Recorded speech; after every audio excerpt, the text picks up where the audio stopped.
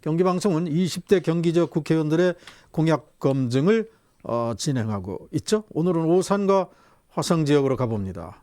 자, 설 기자, 현역 의원들 20대 국회의원들의 공약 검증 코너를 진행하고 있는데 벌써 2달 정도가 된 것 같습니다. 예, 경기 지역을 대상으로 저희가 공약 검증 작업을 하고 있는데요. 몇 차례 하다 보니까 의원들이 국회 입성 전에 내놓는 포부죠. 공약의 성격들이 비슷한 면도 많고 다른 부분도 있더라고요. 네. 그럼 어떤 면이 비슷하고 다를까요?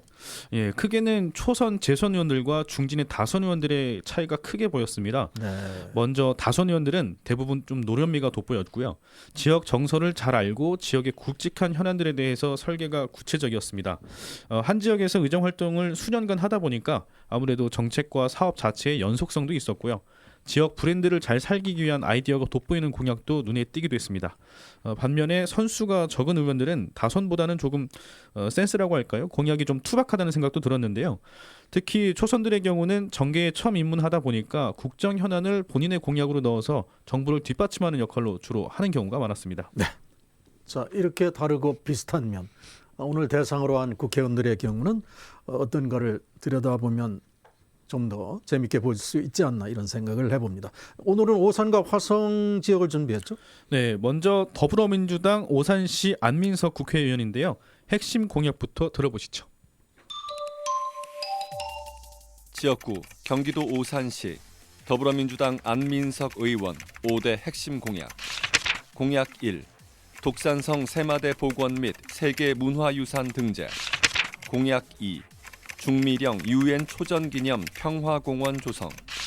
공약 3. 국내 최고 에듀파크 조성. 공약 4. 오산천을 세느강으로. 공약 5. 오색시장 오매장터 전국 명물로. 지금까지 안민석 국회의원의 5대 핵심 공약이었습니다. 네.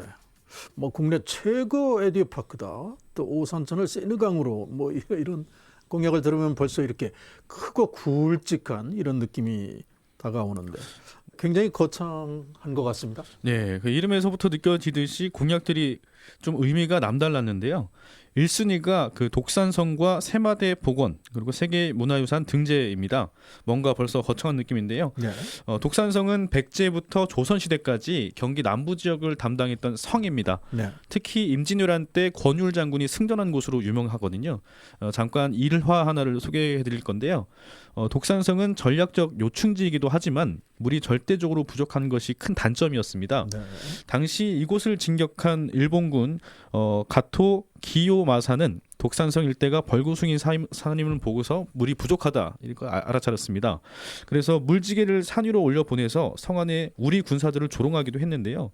이때 권율 장군이 물이 풍부한 것처럼 보이려고 성 안에 서장대에 장막을 치고 잔치를 열기도 하고 백마를 성 위로 데리고 올라가서 흰쌀과 물을 말에 끼얹고 목욕을 시키는 신용을 했다고 합니다. 네. 자, 공약은 그 크기도 중요하지만 반드시 그 속에 스토리가 있어야 된다 이런 얘기를 하는데 그러니까 물이 풍족해 보이기 위해서 잔치도 벌이고 말을 목욕시키기도 한 거군요. 자, 이런 스토리를 정말 안 의원이 놓치지 않은 것이고요. 예, 과거 장군들의 그 사기 진작 방법이라고 보시면 될 것 같은데요. 저 모습을 본 왜군은 승산이 없다고 판단해서 퇴각했다는 일화입니다. 이때부터 그 독산성의 서장대를 세마대로 부르게 되었고요. 권율 장군은 이곳의 승리로 서쪽으로 향하던 왜군의 진로를 막았습니다. 네. 이렇게 역사적 의미가 깃들여 있는 장소. 여기에 대한 복원 계획을 수립하는 거죠? 네, 그래서 이 독산성과 세마대에 대한 복원 사업은 평택 오산 입장에서는 어제 오늘 일이 아니었는데요. 2014년 복원 기본 계획이 수립이 됐고요. 2017년 정도부터는 정말 그 발굴 조사나 시굴 조사 등 본격적인 진단에 들어갔는데요. 최근에는 삼국시대 성곽이 발견됐다고 해서 관심을 모으고 있습니다. 안민석 의원이 추진하려고 하는 유네스코 등재도 여기서 시작된 거거든요. 한번 들어보시겠습니다. 지금 그 최근에 이제 이거 제출한 후에 지금 발굴 사업을 하고 있는데 거기가 그 삼국시대 성곽이 발견이 됐어요. 그래서 이제 문화재청장님도 오시고 그래서 문화재 가치가 이제 역사적 가치가 있다는 거고 절차상으로는 지금 오산 아니면 수원 화성이 지금 유네스코 등재가 되어 있잖아요. 윤건능하고요. 근데 거기에 이제 추가로 등재하는 방안을 검토를 하고 있는 거고, 뭐 전문가 간담회를 진행을 했었는데 뭐 충분히 가능성이 있다. 근데 이제 뭐 아시다시피 유네스코 등재가 뭐 1, 2년 사이 되는 건 아닌 거잖아요. 짧으면 뭐 4, 5년 뭐 그런 성과가 있는 겁니다. 네. 뭐 수원 화성과 함께 경기도 내에 또 하나의 유네스코 등재 문화 유적이 있으면 더 좋겠죠. 상당히 이제 짧은 시간 가지고는 안 되는 이런 과정이기 때문에 앞으로 어떤 절차들이 필요할까요? 예, 일단 가장 중요한 건 발견된 유적에 대한 학술적 정보가 정립돼야 합니다. 우선 삼국시대의 성곽임이 확인됐다면 어떤 역사적 사실과 가치가 있는지를 파악을 해야 되는데요. 앞에 설명드린 독산성 같은 일화가 등장한다면 얘기가 더 풍성해질 거고요. 지난해 독산성 세계유산 등재에 관련해서 실무자 회의는 마친 상태라고 합니다. 독산성의 역사적 의의에 대한 연구가 계속돼야 하는데요. 계속해서 안민석 의원실의 얘기를 들어보겠습니다. 네. 발굴이 지금 진행되고 있는 거잖아요. 발굴에 대한 성과를 학습적으로 이제 정립을 해야 되는 거잖아요. 어떤 유물들이 시대적 유물이 나왔고 이것이 어떤 문화적 가치가 있는지에 대해서 이제 추가로 학술 연구 영역을 하게 되면 이제 정리가 되잖아요. 내용적으로. 그러면 오산시가 그 내용을 가지고 문화재청에 등재 요청을 해요. 등재 신청을. 그러면 이제 문화재청에서 문화재심의위원회를 거쳐서 이것은 충분히 유네스코 등재 가치가 있다라고 하면 이제 잠정 목록에 등재가 되고 그 내용을 가지고 이제 유네스코 세계유산 센터에 신청을 하는 거죠. 네. 자, 눈에 띄는 공약 중에 하나가 세 번째에 올라 있는 국내 최고 에듀파크를 조성하겠다. 안민석 의원은 뭐 다 아시다시피 국회 내에서도 뭐 내놓으라 하는 이런 교육 전문가 이렇게 알려져 있는데 국내 최고 에듀파크 조성 사업을 공약으로 내세웠습니다.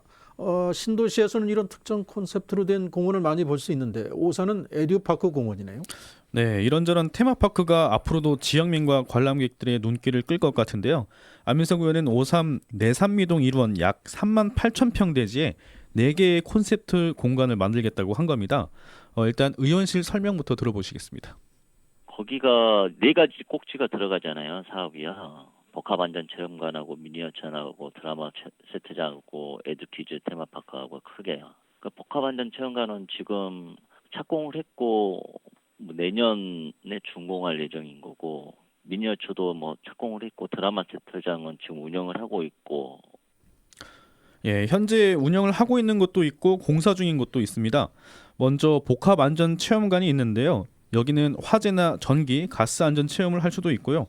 보행과 버스 등 대중교통에 대한 안전 체험, 또 태풍이나 지진, 미세먼지에 대한 안전 체험도 할 수 있습니다. 이 밖에도 각종 범죄에 관련된 안전 예방 체험도 할 수 있어서 굉장히 유익하고 활용 가치가 높다는 평가가 나오고 있는데요. 내년 말 완공 예정이라고 하니까 벌써부터 지역민들의 관심이 좀 쏟아지고 있습니다. 물론 관공서에서도 많은 관심을 갖고 있는데요. 또 미니어처 전시관이 있는데요. 오산의 역사적 배경을 담은 조선시대 정조대왕의 화성 능행차를 미니어처로 재현하고요. 대한민국 근현대사 100년을 침체, 도약, 성장기로 나눠서 소개한다고 합니다. 또 근현대사 100년은 단순한 모형 제작에서 벗어나 수천 명의 사람과 수천 개의 기차, 비행기 등을 첨단 장치로 개별적인 움직임을 갖도록 해서 역동적인 대한민국의 발전상을 보여준다고 하는데요.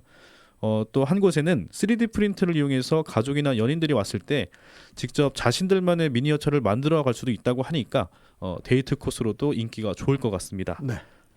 또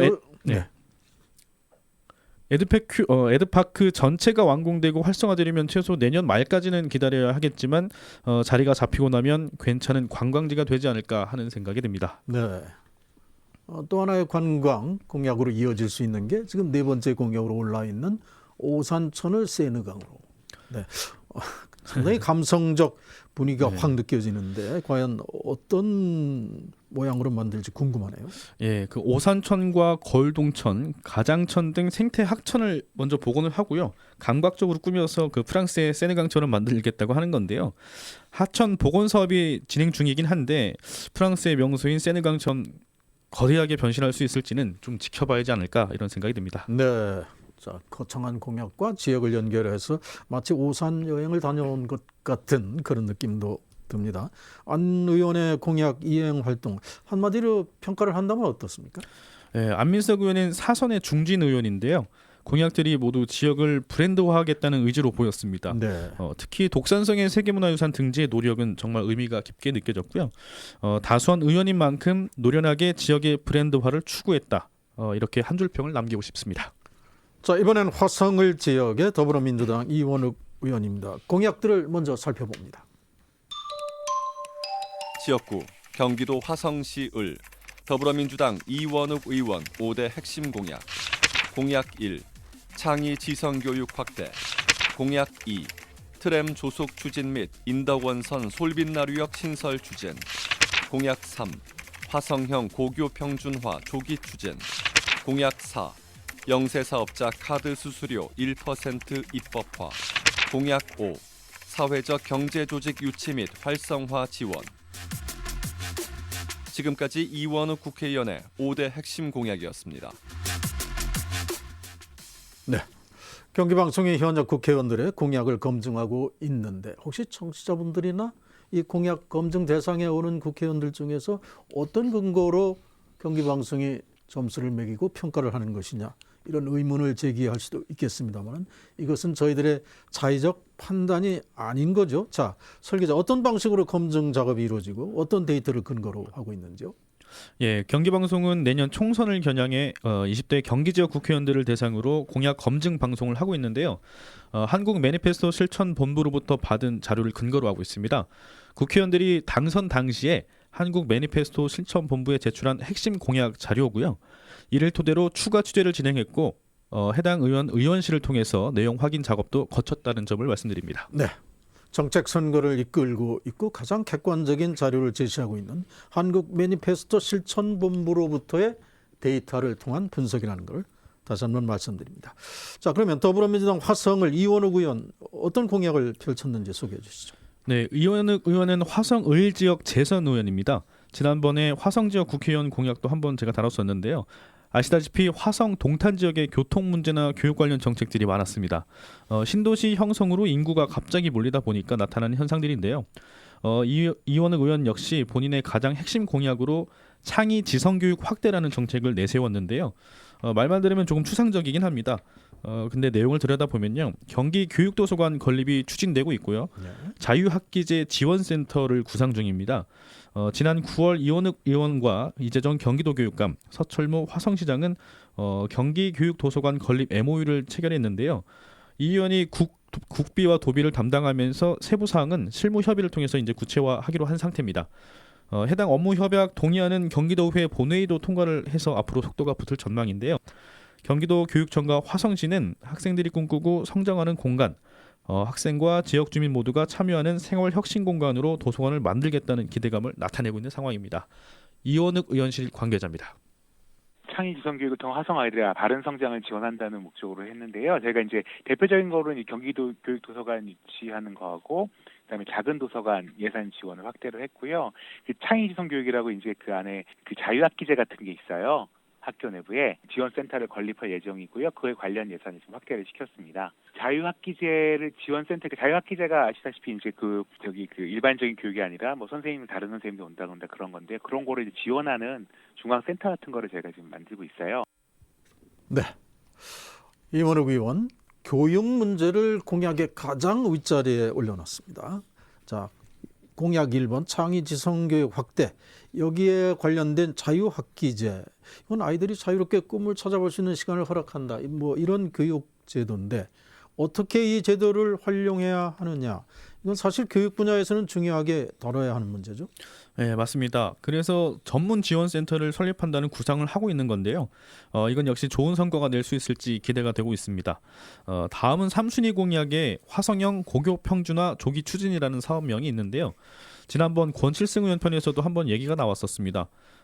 화성 그 봉담 지역에 인구가 몰렸는데 학교가 없어서 신설 고등학교를 건립해야 한다는 의견들이 많은 건데요. 두 국회의원이 서로 나서서 추진할 만큼 지역에서는 큰 현안인 겁니다.